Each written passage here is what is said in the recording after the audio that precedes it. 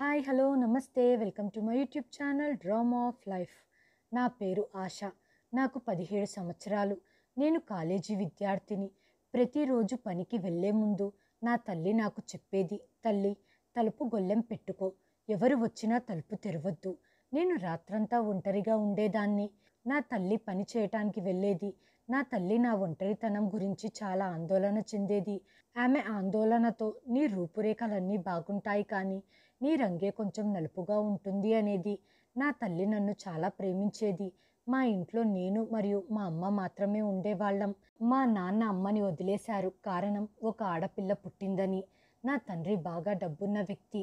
ఆయనకు కొడుకు పుట్టాలని ఆశగా ఉండేది. కానీ ఎప్పుడైతే మా అమ్మ నాకు జన్మనిచ్చిందో ఆయన అమ్మను వదిలేశారు. మా అమ్మ నాన్న ప్రేమించి పెళ్లి చేసుకున్నారు. మా నాన్న అమ్మను ఎంతో ప్రేమించేవారు. కానీ నాయనమ్మ మరియు నాన్న కొడుకు పుట్టాలని కోరుకున్నారు. అమ్మకు టెస్టులు చేయించినప్పుడు తెలిసింది కొడుకు కాదు కూతురు పుట్టబోతుంది అని. ఇది తెలిసినప్పటి నుంచి అమ్మను తిట్టేవారు. ఒకవేళ నువ్వు అబార్షన్ చేయించుకోకపోతే నేను వేరే పెళ్లి చేసుకుంటాను అని నాన్న అమ్మకు వార్నింగ్ ఇచ్చారు. కానీ మా అమ్మ నన్ను చంపుకోలేకపోయింది. మా అమ్మ ఎవరి మాట వినలేదు. కానీ నేను పుట్టిన వెంటనే నా తండ్రి మమ్మల్ని ఆసుపత్రిలోనే వదిలిపెట్టి వెళ్ళిపోయారు. కనీసం ఆయన తిరిగి కూడా చూడలేదు.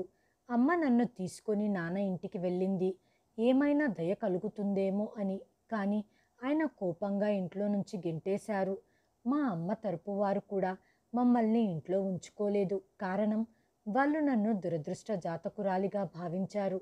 నా మంచి చెడు అంతా అమ్మే చూసుకుంటూ ఉంది. ఇప్పటికీ నా చదువు కోసం ఆమె ఎంతో కష్టపడుతుంది. ఆమె రాత్రుళ్ళు పనికి పోయి ఉదయం ఇంటికి వచ్చేది. నేను ఆమెకు చాలాసార్లు చెప్పాను, అమ్మ ఇలా రాత్రుళ్ళు పని చేసి ఇంటికి వస్తుంటే నాకు మంచిగా అనిపించేది కాదు. మా అమ్మ తన మంచి చెడ్డల గురించి వదిలేసి పగలు రాత్రి కష్టపడటంలో నిమగ్నమైపోయింది. నేను చాలాసార్లు అమ్మతో చెప్పాను ఆ ఉద్యోగం వదిలేసేయని. కానీ తను మాత్రం ఎప్పుడు ఈ మాట చెప్పేది, ఈ ఉద్యోగంతోనే నేను ఇంటి ఖర్చులను మరియు నీ చదువు యొక్క ఖర్చులను భరిస్తున్నాను. ఈ మాట విని నేను మౌనంగా ఉండిపోయేదాన్ని. అమ్మ ఎప్పటిలాగే ఉద్యోగానికి వెళ్ళిపోయేది. ఈ విధంగా మా జీవితాలు గడిచిపోతున్నాయి. నేను బాగా చదువుకొని పెద్దయ్యాక ఉద్యోగం చేస్తూ అమ్మను బాగా చూసుకోవాలని, ఆమెకు ఆసరాగా ఉంటూ ఆమె బాధలను కష్టాలను తొలగించాలి అని ఆలోచించేదాన్ని. కానీ నా విధి మాత్రం ఇంకోలా ఉంది. ఒకరోజు నేను కళాశాల నుండి తిరిగి వస్తున్నప్పుడు ఒక కారు వచ్చి నాకు డాష్ ఇచ్చింది. దాంతో నా కాలి దగ్గర గాయమయ్యింది. నేను లేవటానికి కూడా చాలా ఇబ్బంది పడిపోయాను. ఆ నొప్పిని భరించలేక నాకు ఏడుపు వచ్చేసింది. నా పరిస్థితి చూసిన తర్వాత ఆ కారు యజమాని కారులో నుంచి కిందికి దిగి నా వైపు వింతగా చూడటం మొదలుపెట్టాడు. ఆపై అతడు మోకాళ్ళపై కూర్చొని నా కాళ్ళ మీద చెయ్యి వేసి దెబ్బ తగిలిందా అని అడిగాడు. ఆ మాట విన్న తర్వాత నేను కళ్ళతో సైగ చేస్తూ మోకాలి వైపు చూపించాను. అప్పుడు అతను పద నేను హాస్పిటల్కి తీసుకెళ్తాను అని చెప్పాడు. కానీ నేను వెంటనే వద్దు అని తిరస్కరించి నేను బాగానే ఉన్నానని చెప్పాను. ఆపై అతను సరే పద నేను నిన్ను మీ ఇంట్లో వదిలేస్తాను అనటంతో నేను అతన్ని మళ్ళీ తిరస్కరించి అవసరం లేదు నేనే స్వయంగా వెళ్తాను అని చెప్పాను. కానీ అతడు మాత్రం నేను చెప్పిన ఏ ఒక్క విషయం వినలేదు. బలవంతంగా నన్ను అతని కారులో కూర్చోపెట్టేశాడు. అతడు అడిగినప్పుడు నేను అతనికి మా ఇంటి దారిని చూపించాను. అతడు నన్ను నా ఇంటి ముందు వదిలేసి నా పేరు రాహుల్ అని చెప్పి అతడు తన నెంబర్ని నాకిచ్చి ఒకవేళ నీకేదైనా కావాలనుకుంటే ఈ నెంబర్కి కాల్ చేయని చెప్పాడు. నాకు అతని వ్యక్తిత్వం అస్సలు నచ్చలేదు. నేను కారు నుండి బయటకు వచ్చిన వెంటనే అతనిచ్చిన కార్డును నేను విసిరేసి కుంటుకుంటూ ఇంట్లోకి వెళ్ళిపోయాను. నేను ఇంటికి చేరుకున్నప్పుడు మా అమ్మ నా కోసం ఎదురు చూస్తూ కనిపించింది. అయితే అమ్మ నా గాయాన్ని చూసి చాలా భయపడిపోయి ఇదెలా జరిగింది అని అడిగింది. కానీ నేను అమ్మతో ఏమీ చెప్పలేదు. వచ్చేటప్పుడు దారిలో రాయి తగిలి కింద పడటంతో మోకాలికి దెబ్బ తగిలింది అని మాత్రమే చెప్పాను. నా మాట విన్న తర్వాత అమ్మ చాలా కంగారు పడిపోయి వెంటనే నా మోకాలికి కట్టుకట్టింది. తల్లి చూసుకొని జాగ్రత్తగా నడువు అని చెప్పింది. అమ్మ మాట విని నేను మౌనంగా ఉండిపోయాను. ఇప్పుడు నేను మా అమ్మకు నిజం చెప్పలేను. ఇలాగే మరుసటి రోజు కూడా గడిచిపోయింది. మరుసటి రోజు రాహుల్ మళ్ళీ కనిపించాడు. బహుశా అతడు ఎవరినైనా తీసుకొని వెళ్ళటానికి వచ్చి ఉంటాడు అనుకున్నాను. అతని చెల్లెల్ని లేదా ఎవరైనా తెలిసిన వారు కాలేజీలో చదువుతూ ఉండవచ్చు అనుకొని నేను అతన్ని విస్మరించి నా మార్గంలో నేను నడవటం మొదలుపెట్టాను. కొన్ని రోజులు ఇలాగే గడిచిపోయాయి. నేను అతన్ని ప్రతిరోజు కాలేజ్ బయట నిలబడి ఉండటం చూశాను. ఒకరోజు అతడు నా ముందుకు వచ్చి నిలబడ్డాడు. ఆపై బలవంతంగా నా చెయ్యిని పట్టుకొని నన్ను తన కారులోకి ఎక్కించాడు. అతని నుంచి నా చేతులను విడిపించుకోవటానికి ప్రయత్నం చేస్తూ, నేను కోపంగా, ఇలా చేయటం పద్ధతి కాదు, నీకు అమ్మాయిలతో మాట్లాడే పద్ధతి తెలుసా, నువ్వు నా చెయ్యిని అలా ఎలా పట్టుకుంటావు అని అరుస్తున్నాను. కానీ నా మాటలు అతనిపై ఎటువంటి ప్రభావం చూపలేదు. అప్పుడు అతను, నువ్వు చాలా అందంగా ఉన్నావు, నువ్వు నాకు బాగా నచ్చావు, కాబట్టి నేను నీతో ఒక రాత్రి గడపాలనుకుంటున్నాను అన్నాడు. ఇది విన్న తర్వాత ఎవరైనా నా చెవుల్లో సీసాన్ని పోసినట్టుగా నాకు అనిపించటం మొదలయ్యింది. నేను కంగారు పడిపోయి ఆశ్చర్యకరమైన కళ్ళతో అతని వైపు చూస్తూ, నీకేమైనా పిచ్చి పట్టిందా, నువ్వేం వాగుతున్నావో తెలుస్తుందా? నా మాట విన్న తర్వాత అతను చాలా ధైర్యంగా సమాధానం చెప్పాడు. నాకేం పిచ్చి పట్టలేదు, నేను నీపై మనసు పడ్డాను ఆశ అని చెప్పాడు. అతడికి నా పేరు కూడా తెలుసు. నేను అతడి వాగుడు విని ఇలా చెప్పాను, ముందు నీ వాగుడు ఆపు, పక్కకు జరుగు, నన్ను వెళ్ళనివ్వు అని నేను అరుస్తూనే ఉన్నాను. అతడు మాత్రం కార్ని లాక్ చేసేశాడు. అతడి చేష్టల్ని చూసి, నువ్వు ఇదంతా ఎందుకు చేస్తున్నావు, ప్లీజ్ నన్ను వెళ్ళనివ్వు. కానీ అతడు మాత్రం నా చేతిని చాలా గట్టిగా పట్టుకొని నాతో ఇలా చెప్పాడు, డార్లింగ్, నిన్నంత త్వరగా ఎలా వెళ్ళనిస్తాను అని ఇలా చెప్పి అతడు బండిని స్టార్ట్ చేసి రోడ్డుపైకి వెళ్ళటం ప్రారంభించాడు. అతడు నన్ను ఎవ్వరూ లేని ఒక ఏకాంత ప్రదేశానికి తీసుకొని వచ్చాడు. అక్కడ ఒక పెద్ద బంగ్లా ఉంది. కానీ ఆ బంగ్లా చూస్తే ఒక విషయం అర్థమవుతుంది, చాలా రోజుల నుంచి ఎవ్వరు కూడా అక్కడికి రాలేదు అని. ఆ బంగ్లా ఎంత పెద్దగైతే ఉందో అంతే భయపెడుతూ ఉంది. ఇదంతా చూసి నాకు చాలా భయమేసింది. నేను వెంటనే అతన్ని ప్రాధేయపడుతూ, ప్లీజ్ నన్ను వెళ్ళనివ్వు, నాకు తెలిసి నేను నీకెటువంటి హాని తలపెట్టలేదు, ఈ రోజు తర్వాత ఇంకెప్పుడు నీ కళ్ళ ముందుకు కూడా రాను అని ఏడుస్తూ ప్రాధేయపడుతూ అడుగుతున్నాను. అయినా అతనికి అవేవి కనపడటం లేదు. అతడు నన్ను తన బెడ్రూంలోకి తీసుకొని వెళ్ళాడు. ఆపై బెడ్రూమ్ తలుపులను మూసేసి నన్ను బలంగా పరుపుపైకి నెట్టాడు. ఆ తర్వాత అతడు ముందుకు కదిలి నా ముఖాన్ని అతని చేతుల్లోకి తీసుకొని, నువ్వు ఎంత అందంగా ఉన్నావు అని చెప్పాడు. ఆ సమయంలో నాకు అతన్ని చూస్తే చాలా భయమేసింది. అతని ఈ పెద్ద బంగ్లాలో నేనొక్కదాన్నే ఉన్నాను. అప్పుడు నేను అతనితో ఇలా చెప్పాను, చూడు, ఇలా చెయ్యొద్దు, నాకు నా మీద మరియు నీ మీద అసహ్యం వేస్తుంది, నా నుంచి దూరంగా ఉండు. నా మాట విని అతడు చాలా ధైర్యంగా ఇలా చెప్పాడు, నేను నీ నుంచి దూరంగా ఉండలేను, నేను చాలా రోజుల నుంచి నీ కోసం వెయిట్ చేస్తూ ఉన్నాను, నీకు ఇప్పటికీ కూడా అర్థం కాలేదా, రోజు నిన్ను చూడటానికే నేను కాలేజీకి వస్తున్నాను. నేను అతడికి అర్థమయ్యేటట్టుగా చెప్పటానికి చాలా ప్రయత్నించాను. కానీ అతడు నా ఒక్క మాటను కూడా వినటానికి సిద్ధంగా లేడు. అతడు లైట్ ఆఫ్ చేసి దగ్గరికి రావటం మొదలుపెట్టాడు. అప్పుడే నేను భయపడిపోయి, ఒకవేళ నువ్వు ఇదంతా చెయ్యాలి అని అనుకుంటే ప్లీజ్ దయచేసి నన్ను పెళ్లి చేసుకో, నన్ను నేను అసహించుకునే పరిస్థితి తీసుకురావద్దు, నేను ఇలాంటి పాపం చెయ్యలేను, మా అమ్మకి ఈ విషయం తెలిస్తే తను బ్రతకదు, చనిపోతుంది, మా అమ్మకు మిగిలిన చివరి ఆశ నేనే. నా మాట విన్న తర్వాత అతని కళ్ళల్లో మెరుపు కనిపించింది. అప్పుడు అతడు ఏదో ఆలోచిస్తూ, అయితే ఓకే డార్లింగ్, నీకు నచ్చినట్టే చేద్దాం, మనకు పెళ్ళయ్యాకే ఇవన్నీ చేద్దామని చెప్పాడు. అతడి మాట విని నాకు లోపల కొంత శాంతి కలిగింది. నేను అతనితో మళ్ళీ ఇలా చెప్పాను, నువ్విప్పుడే నన్ను మా ఇంటి దగ్గర వదిలేసేయ్, మనిద్దరం రేపు పెళ్లి చేసుకుందాం. కానీ అతడు నేను అనుకున్న దానికంటే చాలా తెలివైనవాడు. అప్పుడు అతడు, లేదు, మనం ఇప్పుడే పెళ్లి చేసుకుందాం, నేను నిన్నంత సులువుగా వెళ్ళనివ్వను, ఈ రోజు అతి కష్టం మీద నువ్వు నాకు దొరికావు. అతడు నా మాటలకు అడ్డు తగలటంతో నేను ఇలా చెప్పాను, ప్లీజ్ నన్ను ఇప్పుడు వెళ్ళనివ్వు, అమ్మ నా కోసం ఎదురు చూస్తూ ఉంటుంది, నేను లేకుంటే ఆమె ఆహారం కూడా తినదు, నేను మా అమ్మకు ఇంత పెద్ద దుఃఖాన్ని ఇవ్వాలి అని అనుకోవటం లేదు.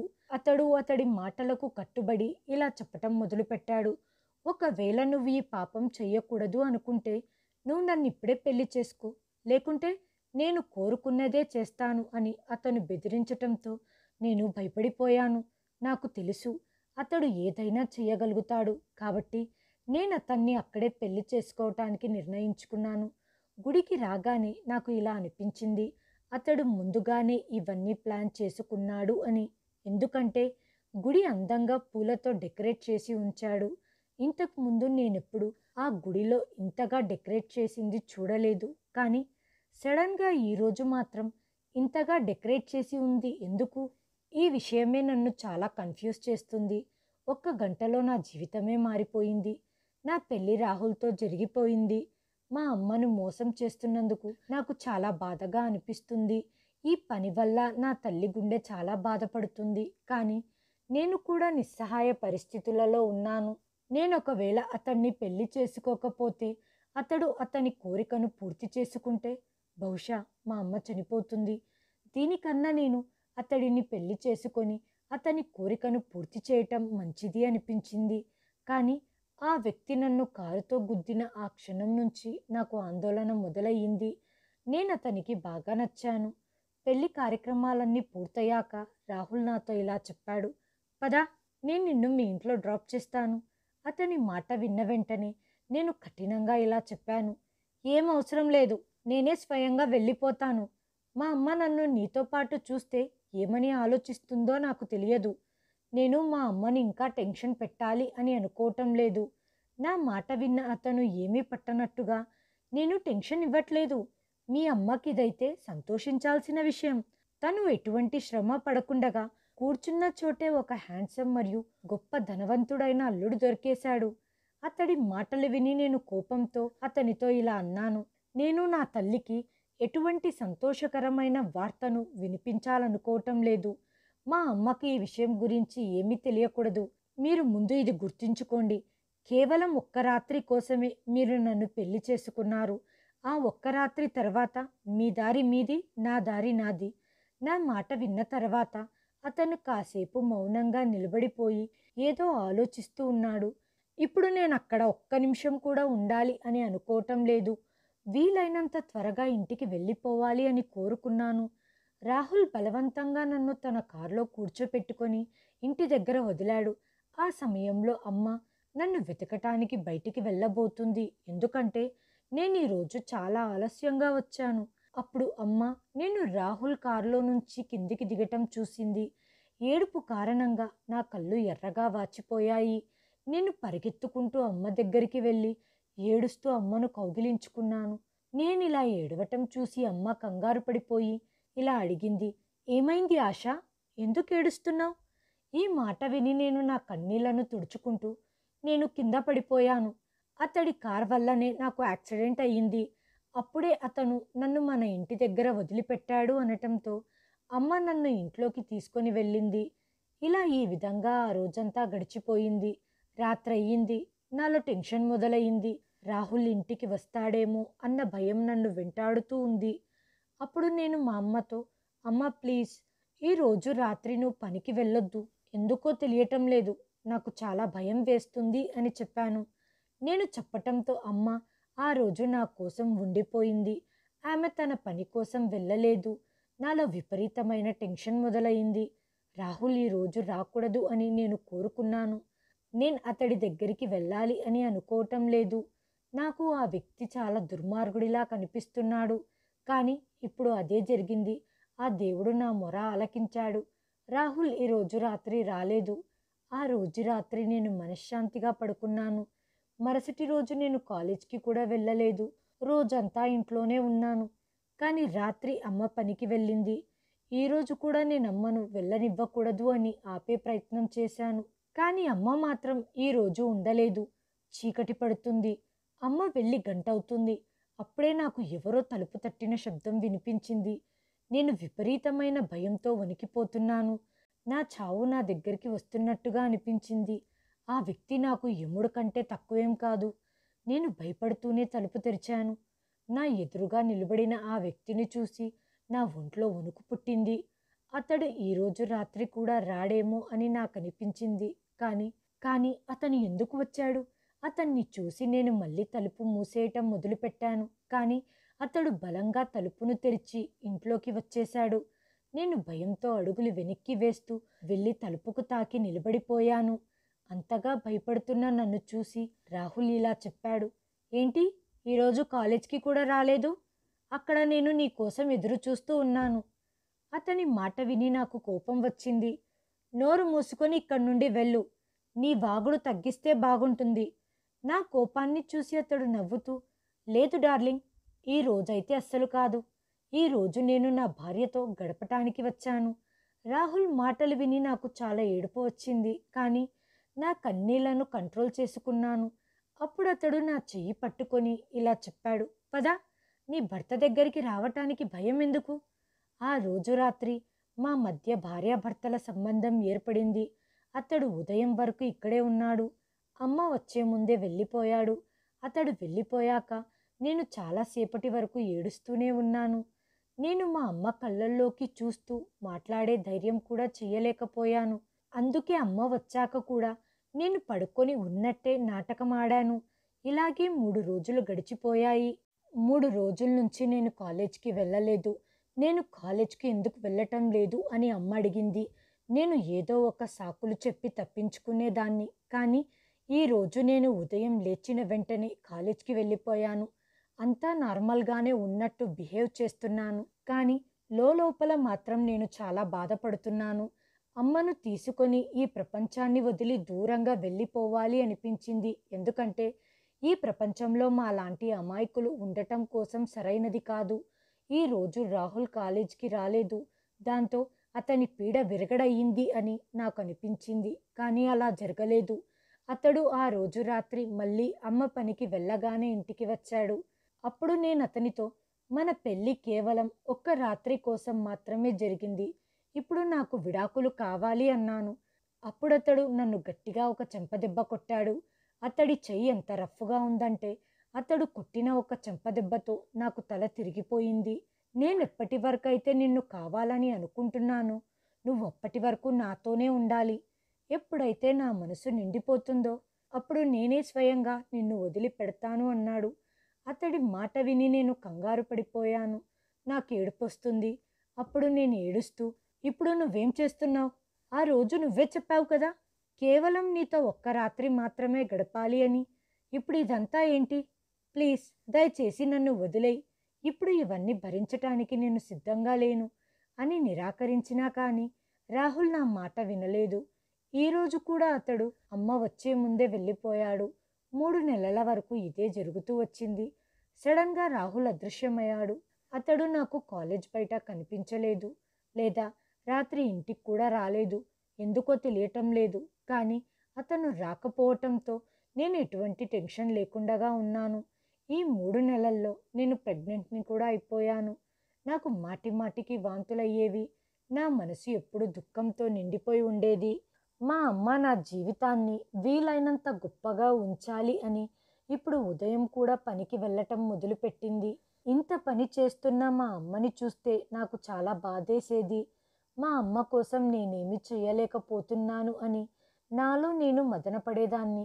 నేను చేసే ఈ చర్యల గురించి అమ్మకు తెలిసినప్పుడు ఏమవుతుందో తెలియటం లేదు. ఈ 3 నెలల్లో ఒక్కరోజు కూడా నేను డాక్టర్ దగ్గర చెక్ చేయించుకోవటానికి వెళ్ళలేదు. నాకేమి చేయాలో అర్థం కావటం లేదు. అలా అని నేను డాక్టర్ దగ్గరికి వెళ్ళలేను. ఎందుకంటే నాది ఇంకా చిన్న వయసు కాబట్టి డాక్టర్ నన్ను ప్రశ్నలు అడిగితే నేనేమని సమాధానం ఇస్తాను? అందుకే డాక్టర్ దగ్గరికి వెళ్ళలేదు. అకస్మాత్తుగా అమ్మకు నా మీద అనుమానం మొదలైనట్టుంది. అమ్మ నన్ను ఎప్పుడు ఈ ప్రశ్న అడిగేది, తల్లి ఆశ, నువ్వైతే బాగానే ఉన్నావా? నువ్వు అనారోగ్యంగా ఉన్నట్టు నాకెందుకు అనిపిస్తుంది? నేను భయపడిపోయి ఇలా చెప్పేదాన్ని, లేదమ్మా, నేను బాగానే ఉన్నాను. బహుశా ఈ చదువుల కారణంగా నా ముఖం వాడిపోయింది. నా జీవితంలో వచ్చిన ఈ పెద్ద మార్పు అమ్మకు ఎక్కడ తెలుస్తుందో అని నేను భయపడిపోయేదాన్ని. కానీ నేను దాచిపెట్టాలనుకున్న ఆ రహస్యం ఇప్పుడు మా అమ్మ ముందుకు వచ్చేసింది. ఒకరోజు రాత్రి అమ్మ నా దగ్గరికి వచ్చి కూర్చొని నన్ను అడగటం మొదలుపెట్టింది. ఆశ, నాకెందుకో రోజురోజుకు నీ కడుపు పెరుగుతున్నట్టుగా కనిపిస్తుందో నాకు తెలియటం లేదు. నువ్వు నా ముద్దుల కూతురివి కదా, ఏం జరిగిందో చెప్పు అంది. అమ్మ అడిగిన ఈ ప్రశ్న విని నేను భయపడిపోయాను. భయపడుతున్న నన్ను చూసి అమ్మ అర్థం చేసుకుంది. ఆ తర్వాత నేను కూడా అమ్మ దగ్గర ఏ విషయం దాచలేదు. అమ్మకు ప్రతి విషయం చెప్పేశాను. నా మాట విని అమ్మ ఏడవటం మొదలుపెట్టింది. అమ్మ తన గదిలోకి వెళ్ళి తలుపుకు గడియ పెట్టుకుంది. అమ్మ నుంచి ఇటువంటి రియాక్షన్ వస్తుంది అని నేను అనుకోలేదు. అప్పుడు నేను ఏడుస్తూ అమ్మ గది బయట కూర్చొని అమ్మను పిలుస్తూ ఉన్నాను. కానీ అమ్మ నాకొక్కసారి కూడా సమాధానం ఇవ్వలేదు. ఎందుకంటే అమ్మ లోపల స్పృహ తప్పి పడిపోయింది. స్పృహ తప్పి పడిపోయిన అమ్మని చూసి నేను కంగారు పడిపోయాను. మా ఇంటి పక్కన ఉన్న ఆదిత్యాని పిలిచాను. ఆదిత్య తలుపును విరగ్గొట్టి లోపలికి వెళ్ళి చూడగా అమ్మ స్పృహ తప్పి పడిపోయింది. నేను కంగారు పడిపోయాను. నా తల్లిని జాగ్రత్తగా చూసుకునే పరిస్థితులలో కూడా నేను లేను. ఆదిత్య డాక్టర్ని పిలిచాడు. డాక్టర్ వచ్చి అమ్మని చెకప్ చేసి అమ్మకు అనవసరమైనటువంటి టెన్షన్స్ ఇవ్వద్దు అని చెప్పాడు. ఇప్పుడు నేను మా అమ్మకు అతిపెద్ద టెన్షన్గా మారిపోయాను.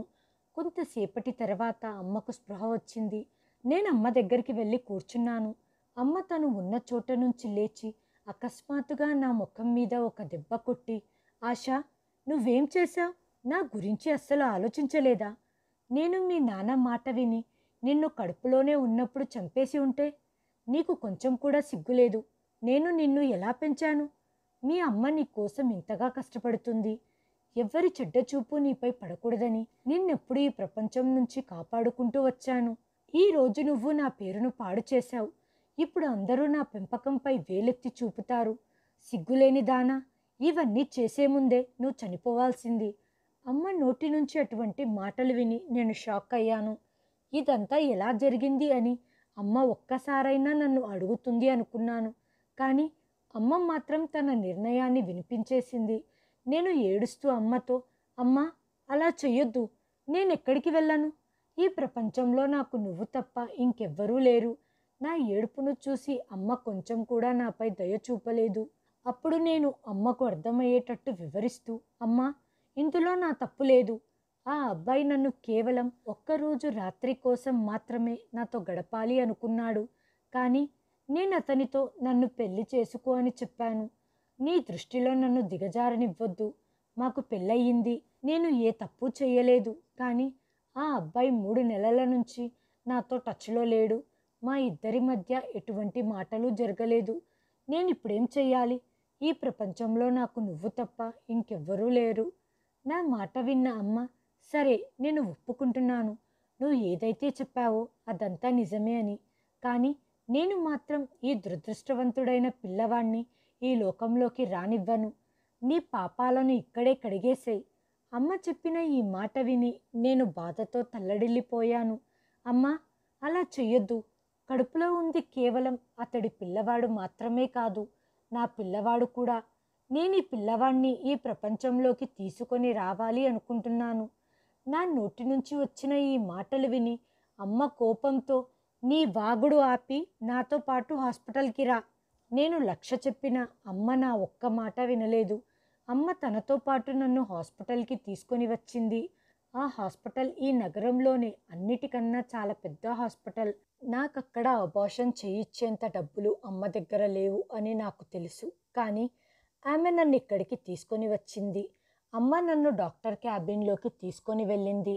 అక్కడ ఉన్న డాక్టర్ని చూసి నేను కంగారు పడిపోయాను. ఎందుకంటే అక్కడ ఉన్నది మరెవరో కాదు, రాహుల్. అతడు డాక్టర్ బట్టలు వేసుకొని డాక్టర్ క్యాబిన్లో కూర్చొని ఉన్నాడు. అతన్ని చూసి నేను కంగారు పడిపోయాను. రాహుల్, ఏంటతను డాక్టరా? కానీ అతను నాతో ఎందుకంత దురుసుగా ప్రవర్తించాడు? నేను అతనికి ఏం హాని చేశాను? డాక్టర్లైతే ప్రజల ప్రాణాలను రక్షిస్తారు, కానీ అతడు మాత్రం రాక్షసుడు. అతడు నన్ను చూసి కూడా ఎవరో తెలియనట్టుగా పట్టించుకోలేదు. నేనేమైనా అంత త్వరగా మరిచిపోయే వస్తువునా? అతడు నాతో చేసినవన్నీ మర్చిపోయాడా? అమ్మ రాహుల్ వైపు చూస్తూ, మేము అబార్షన్ చేయించాలనుకుంటున్నాము అని చెప్పింది. ఈ మాట విని రాహుల్ చాలా కంగారు పడిపోయి నా వైపు చూస్తూ ఉన్నాడు. నేను కూడా ఇదే కోరుకున్నాను అన్నట్టుగా ఈ బిడ్డ ఈ లోకంలోకి రాకూడదు అని రియాక్ట్ అయి అతనితో చాలా దురుసుగా ప్రవర్తించాను. అప్పుడతడు వెంటనే వద్దు అని నిరాకరించి అమ్మతో ఇలా చెప్పాడు, సారీ, మేము ఇటువంటి పని ఇక్కడ చెయ్యము అని. అతని మాటలు విని అమ్మకు అతనిపై చాలా కోపం వచ్చింది. రాహుల్పై అమ్మ గట్టిగా అడుస్తూ, ఎందుకు చెయ్యలేవు? మేము బయట రిసెప్షన్లో అడిగినప్పుడు ఇక్కడ ఈ పని చేస్తాము అని చెప్పారు. మీరు మీ ఫీజు గురించి ఆందోళన చెందుతున్నట్టున్నారు. ఎన్ని డబ్బులైనా పర్వాలేదు, నేను ఇవ్వటానికి రెడీగా ఉన్నాను అన్న అమ్మ మాట విన్న రాహుల్ తన స్థానంలో నుండి లేచి నా చెయ్యిని గట్టిగా పట్టుకొని నన్ను ఆపరేషన్ థియేటర్లోకి తీసుకెళ్లాడు. అమ్మ లోపలికి వస్తుంటే వద్దు అని నిరాకరించాడు. రాహుల్ అలా నా చెయ్యిని పట్టుకోగానే నాకు చాలా కోపం వచ్చింది. అప్పుడు నేను అతనిపై కోపంగా అరుస్తూ, నా చెయ్యి వదులు అని అతన్ని నా నుంచి దూరంగా నెట్టేసి నా చేతిని విడిపించుకున్నాను. నేను రాహుల్కు భయపడటం లేదన్నట్టుగా అతని ముందు ప్రవర్తిస్తున్నాను. నా ధైర్యాన్ని చూసి అతడు కూడా ఒక్క క్షణం ఆశ్చర్యపోయాడు. ఆ తర్వాత అతను చెప్పిన మాటలు నన్ను చాలా బాధపెట్టాయి. అతను మా అమ్మను ఏమైనా చేస్తానని బెదిరించాడు. ఇది విని నా మనసు భయంతో వణికిపోయింది. ఒకవేళ నేను పుట్టబోయే బిడ్డకు ఏమైనా నష్టం కలిగిస్తే నన్ను మా అమ్మను చంపేస్తానని బెదిరించాడు. అతని బెదిరింపులు విని నేను మౌనంగా ఉండిపోయాను. నేను ఆపరేషన్ థియేటర్ నుంచి బయటికి వచ్చి మా అమ్మ చేయి పట్టుకొని, అమ్మ, నాకు అబార్షన్ చేయించుకోవాలని లేదు, పద వెళ్దాం అని అమ్మను తీసుకొని ఇంటికి వచ్చేశాను. మరుసటి రోజు నా ఇంటికి రకరకాల వస్తువులు పంపించాడు. ఆ సమయంలో అమ్మ ఇంట్లో లేదు. అతను ఇంటికి అనేక దుస్తులు, పండ్లు, ఫలాలు మరియు మొబైల్ సిమ్ కూడా పంపించాడు. దాంట్లో ఒకే ఒక్క నెంబర్ ఉంది. ఆ నెంబర్కి నేను ఫోన్ చేశాను. రాహుల్ ఫోన్ లిఫ్ట్ చేశాడు. అప్పుడు నేను అతన్ని అడిగాను, ఇవన్నీ ఎందుకు పంపించావు అని. అప్పుడు రాహుల్ నాతో, నీ కోసం కాదు, నా పిల్లవాడి కోసం మరియు వాడి తల్లి కోసం. నా కొడుకు మంచి వాతావరణంలో ఎటువంటి లోటు లేకుండగా పుట్టాలి అని నేను కోరుకుంటున్నాను అన్నాడు. నేను నిన్ను కొద్ది రోజుల్లో వేరే స్థలానికి మారుస్తాను. నిన్ను చూసుకోవటానికి పని మనిషిని కూడా పెడతాను అన్నాడు. అతని మాటలు విని నాకు కోపం వచ్చింది. నాకు వీటన్నిటి అవసరం లేదు. నేను ఎక్కడికైనా వెళ్ళి అబార్షన్ చేయించుకుంటాను. నా కడుపులో పిల్లవాడు ఉండడు. నీకింత ఖర్చు కూడా అవ్వదు అన్నాను. అతను కోపంగా, నా కొడుకు ఈ లోకంలోకి వస్తాడు, వాడిని రాకుండగా నువ్వు ఆపలేవు అన్నాడు. నాకు అతనితో వాదించటం ఇష్టం లేదు. అందుకే ఫోన్ కట్ చేసేశాను. అదే రాత్రి నేను అమ్మకు నిజం చెప్పేశాను. నా కడుపులో ఉన్న బిడ్డకు తండ్రి రాహుల్ అని. ఇది విని అమ్మ కొద్ది క్షణాలు ఆశ్చర్యంగా మౌనంగా ఉండిపోయింది. అతనితో చెప్పు, నిన్ను పద్ధతి ప్రకారం పెళ్లి చేసుకొని భార్యగా స్థానాన్నిచ్చి గౌరవంగా ఇక్కడి నుంచి తీసుకొని వెళ్ళమను అన్నారు. అమ్మ మాట విని నేను ఆశ్చర్యపోయాను. ఇదే విషయాన్ని రాహుల్కి చెప్పాను. మరుసటి రోజు రాహుల్ మా ఇంటికి వచ్చాడు. అమ్మతో కూర్చొని మాట్లాడాడు. నీకు ఆ పిల్లవాడు కావాలంటే అందరి ముందు నా కూతుర్ని పెళ్లి చేసుకో, ఆ కొడుకును స్వీకరించు. ఇది విని రాహుల్, సరే, నేను మీ అమ్మాయిని పెళ్లి చేసుకుంటాను మరియు ఆ సంతానాన్ని కూడా స్వీకరిస్తాను. ఆమెకు పుట్టబోయేది అబ్బాయో అమ్మాయో అనే తేడా లేకుండగా వాళ్ళను నువ్వు స్వీకరించాలి అనింది అమ్మ. రాహుల్ ఎటువంటి సంకోచం లేకుండగా సరే అన్నాడు. అయితే రేపే మీ వాళ్ళను పిలుచుకొని రండి. అప్పుడు మంచి ముహూర్తం చూసి ఈ సమాజం ముందు నా కూతుర్ని భార్యగా స్వీకరించి గౌరవంగా మీ ఇంటికి తీసుకెళ్ళు అంది. తర్వాత రాహుల్ అమ్మతో చెప్పిన విషయం విని నాకు చాలా ఆశ్చర్యం వేసింది. మా ఇంటి నుంచి ఎవ్వరూ రారు, కానీ నేను గౌరవంగా ఆశాని నా భార్యగా మా ఇంటికి తీసుకెళ్తాను. అమ్మ అతడి ఈ మాటను అంగీకరించింది. ఎందుకంటే అమ్మకు తెలుసు నేను ఈ పిల్లవాడికి జన్మనివ్వాలనుకుంటున్నాను అని. ఆమె నా ఆనందం కోసం ఒప్పుకుంది. నేను అన్ని విషయాలు తలుపు పక్కన దాక్కొని వింటున్నాను. రాహుల్ పెళ్లి రోజు కూడా ఫిక్స్ చేశాడు. మెల్లగా నా మనసు కుదుటపడింది. నా పెళ్లి గురించి ఆలోచించి సంతోషపడ్డాను. ఒక వారం గడిచింది. నా పెళ్లి రోజు కూడా వచ్చేసింది. ఈ వారం రోజులు నేను చాలా సంతోషంగా ఉన్నాను. ఎందుకంటే మా అమ్మ కూడా ఆనందంగా ఉంది. నేను పార్లర్కి వెళ్ళి రెడీ అయ్యాను. రాహుల్ దీనికి ఏర్పాట్లు చేశాడు. నేను ఇంటికి చేరుకున్నాను. కానీ అప్పటికే రావాల్సిన పెళ్లి ఊరేగింపు రాలేదు. నాలో ఆందోళన పెరిగిపోతుంది. రాహుల్ ఏమైనా మాట మార్చాడా అనిపించింది. అమ్మ కూడా ఒత్తిడిలో ఉంది. చుట్టుపక్కల వాళ్ళు మరియు బంధువులు వచ్చేశారు. ఆయన గురించి ఏమైనా చెప్తారేమోనని టెన్షన్గా ఉంది. కానీ నాకు వీళ్ళ మాటలు పడి పడి అలవాటైపోయింది. 15 నిమిషాల తర్వాత రాహుల్ ఊరేగింపుతో వచ్చాడు మరియు మా పెళ్లి జరిగిపోయింది. అప్పగింతలప్పుడు అమ్మను కౌగిలించుకొని నేను చాలా ఏడ్చాను. రాహుల్ సమాజం ముందు గౌరవంగా నన్ను స్వీకరించి వాళ్ళ ఇంటికి తీసుకెళ్ళాడు. నేను వాళ్ళ ఇంటికి వెళ్ళినప్పుడు కొత్త ప్రదేశానికి వెళ్ళినట్టు నాకు అస్సలు అనిపించలేదు. ఆ ప్రదేశమంతా పరిచయం ఉన్నట్లుగా అనిపించింది. ఆ ఇల్లు చాలా అందంగా మరియు పెద్దగా ఉంది. రాహుల్ ముందే అన్ని చెప్పి ఏర్పాట్లు చేసినట్లు నాకు గొప్పగా స్వాగతం అందింది. నేను చాలా ఆనందించాను. రాహుల్ తన కుటుంబ సభ్యులందరితో నాకు పరిచయం చేశాడు. వాళ్ళతో నేను చూపు కలపలేకపోయాను. నన్ను రాహుల్ గదిలోకి తీసుకొని వెళ్ళి కూర్చోపెట్టారు. 10 నిమిషాల తర్వాత రాహుల్ గదిలోకి వచ్చాడు. అతడు తలుపు మూసి నా దగ్గరికి వచ్చి కూర్చున్నాడు. నా వైపు చూస్తూ నీతో ఒక ముఖ్యమైన విషయం మాట్లాడాలి అన్నాడు. ఏంటి ఆ విషయం అని ఆతృతగా అడిగాను. రాహుల్ తన గురించి మరియు తన కుటుంబం గురించి నిజాలు చెప్పాడు. అతని మాటలు విని అతను నాకు చేసిన ద్రోహం తెలిసింది. అతను చేసిన ద్రోహానికి వాళ్ళ మధ్య ఒక్క నిమిషం కూడా ఉండకూడదు అనిపించింది. నాకు మా అమ్మ చాలా గుర్తొచ్చింది. రాహుల్ చెప్పిందేంటంటే వాళ్ళ రాజంకుల్ నా తండ్రి అని చెప్పాడు. ఆయన రాహుల్ తండ్రి యొక్క స్నేహితుడు మరియు మా అమ్మకు భర్త. నాకు ఆయన మాటలపై నమ్మకం కలగలేదు. నువ్వు నాతో తమాషా చేస్తున్నావా అన్నాను. లేదు, ఇదంతా నిజం. నేను నీతో అబద్ధం చెప్పట్లేదు. నీకు అబద్ధం చెప్పాల్సిన అవసరం నాకు లేదు. నీతో ఇంతవరకు ఏదైతే జరిగిందో, నేను ఏదైతే చేశానో ఇదంతా నా ప్లాన్. నేను నీకు రాధిక ఆంటీకి న్యాయం జరగాలి అనుకున్నాను. నిన్ను ఆంటీని ఇంట్లో నుంచి పంపించిన తర్వాత అంకుల్ ఇంకో పెళ్లి చేసుకున్నారు. ఈ పెళ్లి చేసుకోవటం ఆయనకిష్టం లేదు. కానీ మీ నాయనమ్మ ఒత్తిడి చేయటం వల్ల ఆయన చేసుకోవాల్సి వచ్చింది. తర్వాత కొద్ది రోజులకి ఆయనకు తెలిసింది జీవితంలో చాలా పెద్ద తప్పు చేశాను అని. ఆయనను పెళ్లి చేసుకున్న మహిళ కేవలం ఆయన డబ్బు చూసి మాత్రమే పెళ్లి చేసుకుంది. ఆమె వెంటనే ఆస్తిలో 25% భరణంగా తీసుకొని విడాకులిచ్చింది. ఇది జరగటంతో ఆయన డిప్రెషన్లోకి వెళ్ళిపోయారు. ఆయన నిన్ను ఆంటీని చాలా తలుచుకునేవారు. ఆయన మీకోసం ఏడవటం నేను నా కళ్ళారా చూశాను. నిన్ను ఆంటీని మళ్ళీ ఇంటికి తీసుకొని రావాలి అని అప్పుడే నిర్ధారించుకున్నాను. రాహుల్ మాట విని నాకు నా తండ్రి పైన దయ రావాల్సింది బదులు కోపం వచ్చింది. నేను గట్టిగా అరుస్తూ రాహుల్తో, షటప్ రాహుల్, ఇక ఆపండి. నేను మా అమ్మ ఆయన వల్ల చాలా ఇబ్బందులు పడ్డాం. నువ్వు ఏదైతే చేశావో ఆయన కోసం చేశావు అంటున్నావు. ఈ మాట నన్ను ఎంత బాధిస్తుందో మీకు తెలియదా? ఇవన్నీ వింటే మా అమ్మ చచ్చిపోతుంది. ఇవన్నీ జరగాక కూడా నేను ఆయనని క్షమించాలా? ఆయన వల్ల నేను అనాథగా జీవితాన్ని జీవించాను. ఆయనను నేను కలలో కూడా క్షమించలేను. ఈ మాట చెప్పి నేను మా ఇంటికి వెళ్తాను అని మంచం మీద నుంచి దిగబోతుండగా రాహుల్ నా చెయ్యి పట్టుకున్నాడు. నువ్వు ఎక్కడికి వెళ్ళాల్సిన అవసరం లేదు. ఇది నీ ఇల్లు. అంకుల్ తన ఆస్తినంతా నీ పేరు మీద రాసేశారు. వీటన్నిటిపైన నీకు మరియు మీ అమ్మకి అధికారం ఉంది. నీ హక్కును నువ్వు వదులుకోవద్దు.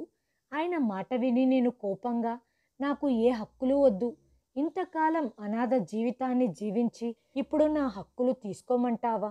నన్ను మా అమ్మను ఇంట్లో నుంచి గెంటేసినప్పుడు మా నాన్న ఎక్కడున్నారు? అప్పుడు ఆయనకేం గుర్తుకు రాలేదా? అంటూ రాహుల్ కాలర్ని పట్టుకొని నేను గట్టిగా అరుస్తూ ఉన్నాను. అప్పుడే నా కడుపులో చాలా నొప్పిగా అనిపించింది.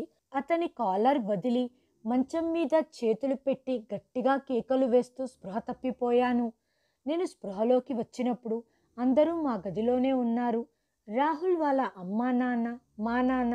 అప్పుడే నేను రాహుల్తో అడిగాను, నా కడుపులో ఉన్న బిడ్డ ఎలా ఉంది అని. అప్పుడు నాకు అనిపించింది ఈ ప్రపంచంలో తల్లికి తన బిడ్డ కంటే మించింది ఏదీ ఉండదు అని. నాకప్పుడు తెలిసింది మా అమ్మ నన్ను ఎందుకు అంతగా ప్రేమిస్తుందో. బిడ్డను కోల్పోతానేమో అన్న భయం నాలో ఆందోళన పెంచుతుంది. చెప్పండి, నా బిడ్డ ఎలా ఉన్నాడు అన్నాను. అంతా బాగానే ఉన్నారు. నువ్వు నీ కడుపులో ఉన్న బిడ్డ ఇద్దరు క్షేమంగా ఉన్నారు.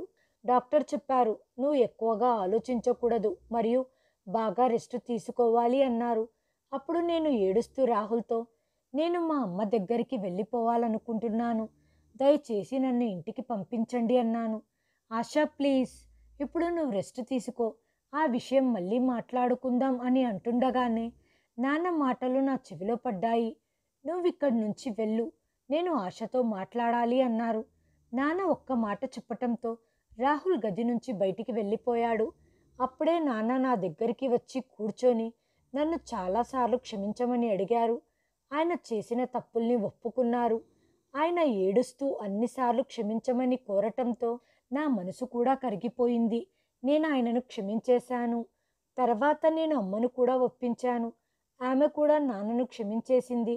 6 నెలల తర్వాత నాకు కూతురు పుట్టింది. దానితో నా కుటుంబం అంతా ఆనంద సాగరంలో మునిగిపోయింది. నాన్నకు కొత్త జీవితం దొరికినట్లుగా అనిపించింది.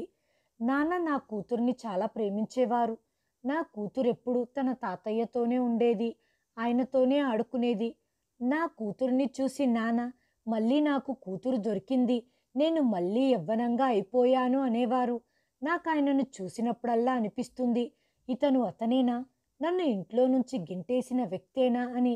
రాహుల్ కూడా తన కూతుర్ని చాలా ప్రేమించేవాడు. నాకు కూతురు పుట్టినప్పుడు భయంగా ఉండేది, రాహుల్ వాళ్ళ కుటుంబం నాతో ఏ విధంగా వ్యవహరిస్తారో అని. కానీ ఇప్పుడు నా జీవితం ప్రశాంతంగా ఉంది. నేను ఊహించిన దానికంటే నా జీవితం చాలా బాగుంది. రాహుల్ తన కూతుర్ని చూసి ఆనందంగా, ఆడపిల్లలు మనకు బరువు కాదు, ఇది కేవలం కొంతమంది అపోహ మాత్రమే. దేవుడు ఎప్పుడైతే మనతో సంతోషిస్తాడో అప్పుడు ఆశీర్వదిస్తూ అమ్మాయిని ప్రసాదిస్తాడు. అంటే అమ్మాయి ఆ దేవుణ్ణి ఆశీర్వాదం అని. అతని మాటలు విన్నప్పుడు నేను చాలా సంతోషించేదాన్ని. ఏది ఏమైనా నా జీవితం చాలా ఆనందంగా ఉంది. ప్రతి చీకటి తర్వాత వెలుగు ఉంటుంది అంటారు. నా జీవితంలో అదే జరిగింది. హాయ్ ఫ్రెండ్స్, ఈ వీడియోని చివరి వరకు చూసినందుకు ధన్యవాదాలు. ప్లీజ్ సబ్స్క్రైబ్ చేయండి, లైక్ చేయండి, షేర్ చేయండి, కామెంట్ చేయండి. Thanks for watching.